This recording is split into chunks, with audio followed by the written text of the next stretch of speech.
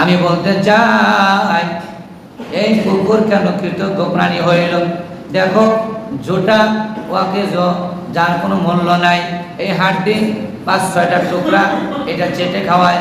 এই কুকুর যদি মালিকের এত গোলাম হতে পারে, আল্লাহ পাক রব্বুল আলামিন ডাক দেয়া বলে, ওরে বান্দা আমি তোকে কত কিছু দিলাম, হাত দিলাম, পা দিলাম, কত সুন্দর চক্ষু দিলাম, কত সুন্দর জিহ্বা দিলাম, কত সুন্দর কান দিলাম, কত সুন্দর মাথা দিলাম, কত সুন্দর তোমার বডিটা আমি সাজাইলাম, মায়ের গর্ভে তোমাকে কত সুন্দর করে লালিত পালিত করলাম, আবার মায়ের বুকে দুধ দিলাম, আমি তোমাকে রোদ বৃষ্টি, কত অক্সিজেন, শস্য শ্যামল, আমি কত কিছু দিলাম, আমি তোমাকে 24টা ঘন্টা তুমি আমার নিয়ামত ভক্ষণ করতেছো, আমার সব কিছু তুমি ভক্ষণ করতেছো।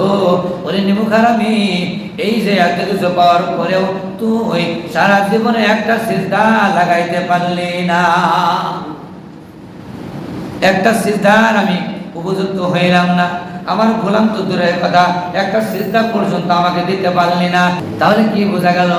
আমরা কুকুরের চাইতেও নিকৃষ্ট, জোরে বলেন ঠিক কিনা?